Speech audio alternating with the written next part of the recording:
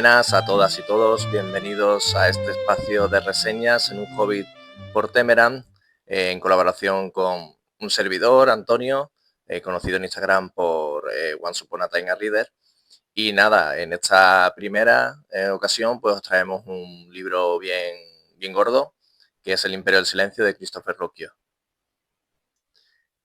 El Imperio del Silencio es una obra de ciencia ficción épica, una space opera, escrita por el autor norteamericano Christopher Rucchio, y que nos va a contar la historia de Adrian Marlowe, un joven de clase alta que un día decide huir de su casa, una casa noble, ya que tiene un padre bastante autoritario, con mano dura, que quiere usarlo como verdugo para sus planes, y él decide que eso ni de coña. Entonces el plan, no podía ser de otra manera, sale mal, y en esa huida pues termina varado en los márgenes del imperio. Esto va a hacer que Adrian tenga que empezar desde lo más bajo y empiece a labrar su propio camino, si quiere tener un buen futuro. Pero este futuro, que lo vamos a ir descubriendo poco a poco, está ya contado muy brevemente, muy sintetizado en las dos primeras páginas del libro, un libro de 700 páginas, por cierto. En estas dos primeras páginas, que si queréis, pues al final de la reseña os hago una lectura, ya él se encarga de decirnos que por su culpa y por las decisiones que ha tomado a lo largo de su vida, que no es corta, pues ha creado, o mejor dicho, destruido mucho a su paso. Entonces, bueno, en este primer libro pues vamos a ver esos primeros retazos de la historia de su vida, narrada en primera persona por él mismo, contándonos pues las aventuras que lo van a llevar a ser conocido como el Devorador de Soles. El Devorador de Soles, o Sun Eater, como se conoce en su lengua original, es una serie de 7 libros, ¿vale? El Imperio del Silencio es el primero de ellos, y gracias a Hoz Editorial pues lo tenemos en español, que se publicó pues a finales de 2025. Esperemos que no tarde mucho en publicar lo siguiente, eso espero que lo tengan en cuenta, que aquí estamos ya ansiosos por el siguiente. Es un libro que ya podéis ver que tiene una portada bastante bonita, bastante llamativa, que cuando uno ve que es una space opera y se encuentra que hay un gladiador en la portada, pues un poco que te rompe los cálculos, pero que luego veremos que tiene todo el sentido del mundo. Es una pasada cómo se integra en el world building de la obra esto de gladiadores y coliseo donde batallan, ¿no? En su portada ya te hacen una comparación con Dune y El Nombre del Viento, una comparación bastante atrevida, pero que al final pueden ser sus influencias más destacables. Yo creo que Dune sobre todo es por su vasto mundo, su universo, todo gobernado y regido por un imperio, y con distintos cargos descendentes, distintos gobiernos, distintos mundos y sus recursos, y obviamente con ese protagonista joven que se va a enfrentar a todo y todos, y que bueno, a lo largo del camino pues va a dejar un reguero de destrucción. Luego, con El Nombre del Viento, pues yo creo que va más a nivel narrativo, no creo que sea, vamos, no creo que se pueda comparar El Nombre del Viento, las cosas como son, pero está muy bien escrito, y el protagonista guarda esas similitudes con Quoth, similitudes del tipo joven, inseguro, muy impulsivo, que comete muchísimas equivocaciones, que aprende a desenvolverse en el mundo en el que se encuentra pegándose palos y hostias, y que gracias también a la camarilla de personajes secundarios con los que se va encontrando, va también conformando esa personalidad, y esa personalidad fuerte, pero no exenta de ingenuidad. Es un libro con un montón de cosas buenas. A mí una de las cosas que más me ha llamado la atención, desde luego, ha sido pues las referencias a nuestro mundo, a nuestra historia. Tenemos que tener en cuenta que el Imperio del Silencio en realidad se asienta en un mundo, en un universo cientos y cientos de años en adelante. Son descendientes de nosotros, los seres humanos, y Adrian, que se forma también gracias a un maestro, un escoliasta, como se denomina en la obra, termina empapándose de toda esa historia y de muchísimas referencias, como decía. Referencias al mundo antiguo, al mundo clásico, al mundo medieval, filósofo, etcétera. y que la verdad pues le da una estructura y un fondo muy, muy buenos. Además nos encontramos a la raza alienígena Cielcin, los cenobitas, que la verdad son súper interesantes, que vamos a ver que son la raza combativa o a combatir en este libro. Ya iremos descubriendo un poco más de ellos conforme vayamos avanzando en las páginas, pero ya os puedo asegurar que es súper interesante y con muchas ganas de saber más sobre ello. Creo que la pieza fundamental sobre la que se cimenta toda la obra es la relación familiar entre Adrian y sus padres y su hermano.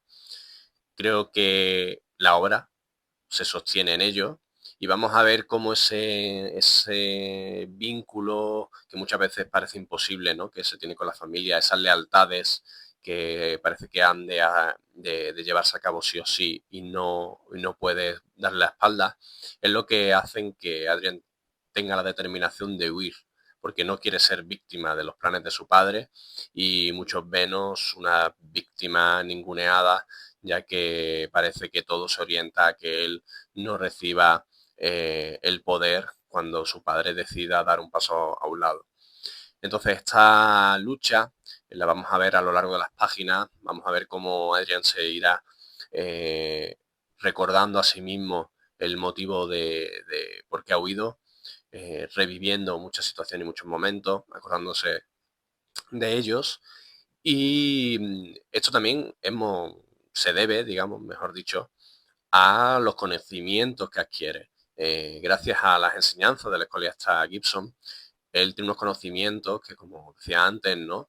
De mucha historia y de mucho saber que le hacen ser contrario a muchas de las decisiones y formas de gobernar de su padre.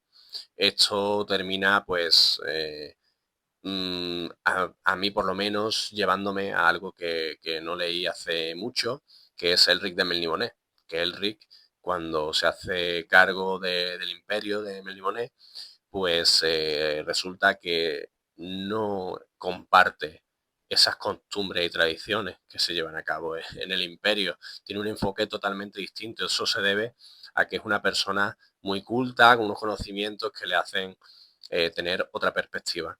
Y en eso pues me ha recordado muchísimo a Elric. El libro, vamos, podemos recopilar un montón de cosas positivas del libro, por supuesto, pero también siempre hay que añadir alguna nota negativa. En mi caso, y creo que en algunas reseñas que he leído por ahí, todos coincidimos en que creo que le sobran páginas. Es un libro muy extenso, de unas 740 páginas más o menos, que en algún punto de la narración se te hace cuesta arriba. No desconectas de la historia porque yo creo que es bastante interesante y hacia donde se encamina el final es bastante satisfactorio por lo interesante y la curiosidad que te mueve, pero sí que es verdad que creo que se podía haber contado en muchas menos páginas, por lo menos es mi humilde opinión. Pero bueno, como decía, el final al final es satisfactorio y merece al final dedicarle el tiempo que se le echa. Así que nada, para finalizar, pues decir que creo, como ya comentaba, que es muy buen comienzo de libro, muy buen comienzo de serie y es totalmente recomendable, por lo menos por mi parte. En mi opinión, yo espero que os hayan entrado ganas con esta reseña de haceros con él y nada, un saludo a todos, un abrazo y nos vemos por aquí. Pero antes de irme, la lectura que os prometí. Capítulo 1. Adrian. Luz. Aún me quema la luz del sol asesinado. La veo a través de los párpados, resplandeciendo desde la historia de aquel día sangriento, insinuando fuegos indescriptibles. Es como algo sagrado, como si fuera la luz del propio cielo de Dios, la que abrazó al mundo y con él miles de millones de vidas. Llevo esa luz siempre, grabada en el fondo de mi mente. No pongo excusas, niego, ni me disculpo por lo que he hecho. Sé lo que soy. Los escoliastas podrían empezar por el principio, por nuestros remotos ancestros abriéndose camino fuera del sistema de la vieja tierra en sus naves maltrechas. Los peregrinos que emprendieron sus viajes hacia muchos mundos nuevos y vivos. Pero no. Para eso harían falta más volúmenes y tinta de las que mis anfitriones han dejado a mi disposición. Y ni siquiera yo, que tengo más tiempo que nadie, tengo tiempo para eso. ¿Debería entonces relatar la guerra? ¿Comenzar con los alienígenas Cielcin aullando desde el espacio en sus naves como castillos de hielo? Para eso están las historias de la guerra, donde se pueden leer las listas de los muertos, las estadísticas, pero ningún contexto es capaz de hacernos comprender el coste de todo eso. Ciudades arrasadas, planetas calcinados, incontables miles de millones de seres, de los nuestros, arrancados de sus mundos para servir como carne y esclavos de los pálidos monstruos. Familias tan antiguas como imperios extinguidas en un remolino de luz y fuego. Los relatos son innumerables y nunca serán suficientes. El imperio tiene su versión oficial, la que concluye con mi ejecución. Adrian Marlowe, ahorcado para que todos los mundos lo vean. No me cabe duda de que este tomo acumulará polvo en el archivo donde lo he dejado. Un manuscrito entre miles de millones en colchis. Olvidado, quizás sea lo mejor. Los mundos ya han tenido suficiente de tiranos, asesinos y genocidios. Pero quizás sigas leyendo, tentado por la obra de un monstruo tan grande como el que han creado con mi imagen. No dejarás que me olviden porque quieres saber cómo fue estar a bordo de una nave imposible y arrancar el corazón de una estrella. Quieres sentir el calor de dos civilizaciones ardiendo y conocer al dragón, al diablo que lleva el nombre que me dio mi padre. Así que pasemos por alto la historia.